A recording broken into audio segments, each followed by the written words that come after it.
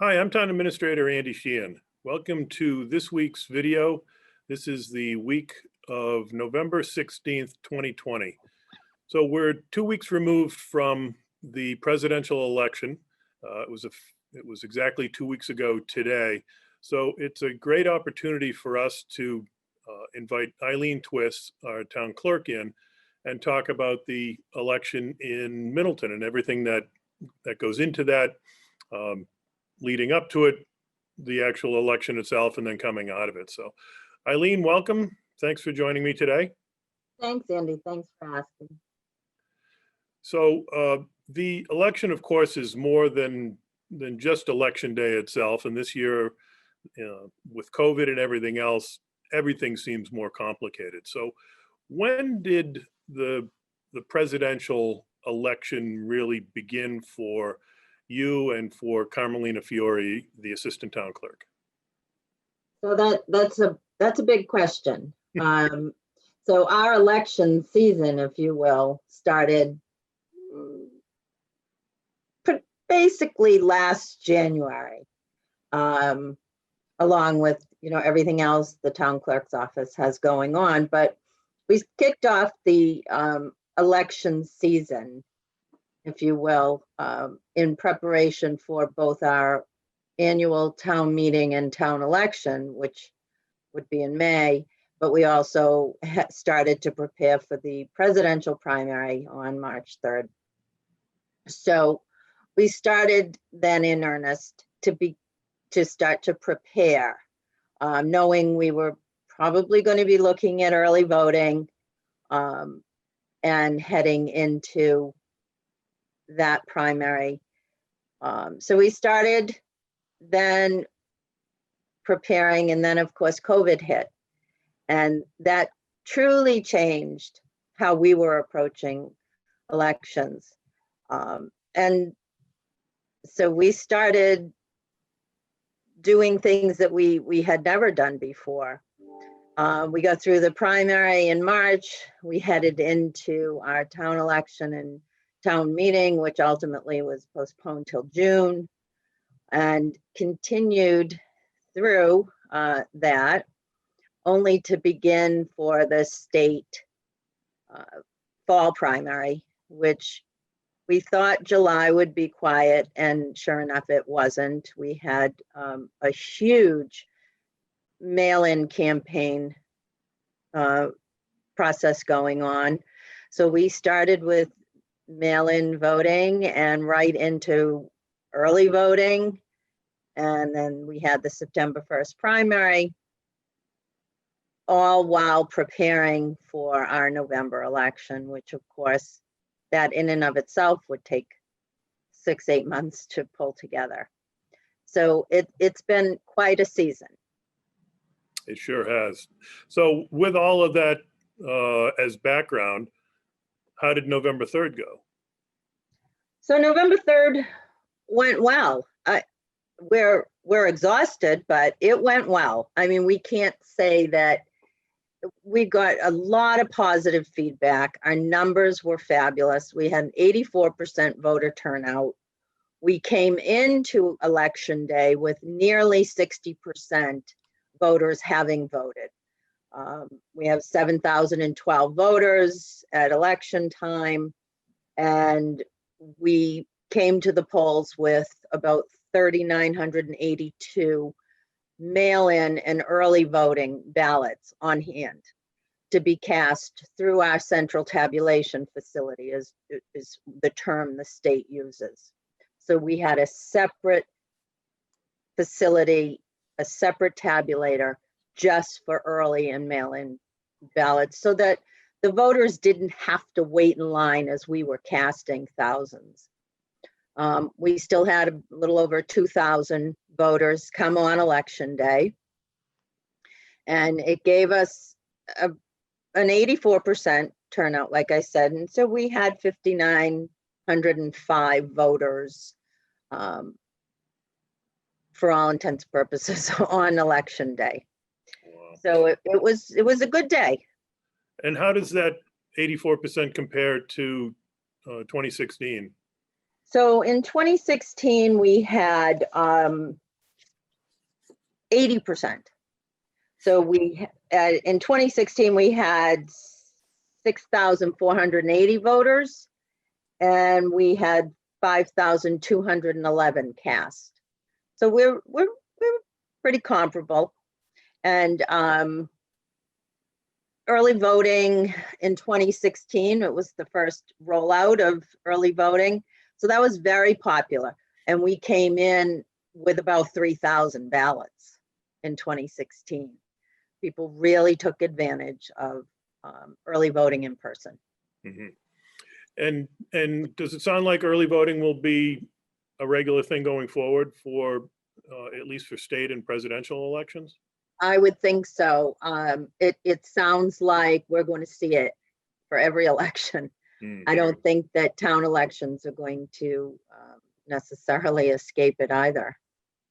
So we'll see. Yeah, the legislation is changing all the time, as we saw this summer with the emergency election law changes due to COVID. We don't know. I mean, we know it runs through the end of December, but who knows? It may be extended, and that our spring election schedule will look similar to what we're getting accustomed to doing. Yeah. Wow. So yeah, I think that's a lot different from what people assume that are not too close to it, that they don't realize all that goes into it and the sort of continuous nature of election planning in Massachusetts communities. So now that the election is behind us, what's on the horizon, or is the election behind us? Is everything done? So we're happy to report that we have now certified, as of yesterday, the election for the town of Middleton. Clerks across the state are doing it as we speak, and we are all required to certify to the Secretary of State's office by the 18th. So we were happy to get that right out into the mail yesterday and be done with that part of this. So we are done. We've counted all of our ballots that were received after Election Day, but postmarked November 3rd and received in our office by November 6th at 5 o'clock. Those have all been tabulated, added to our certification, and also our overseas and military ballots have all been accounted for. So we're done. Excellent. Congratulations. Thank you. To you and Carmelina and everybody that makes an election work. I know there's a lot of hands involved. There were a lot of folks. I'm very, very lucky. I have a dedicated following of election workers. We had no shortage. We did hire a few new ones who have worked out great. We look forward to having them back again, but what a great group who just stood by and worked tirelessly, both in my office, through early voting. The library staff was so supportive and so welcoming. We were really, really lucky. And so I thank them all. That's great. That's great.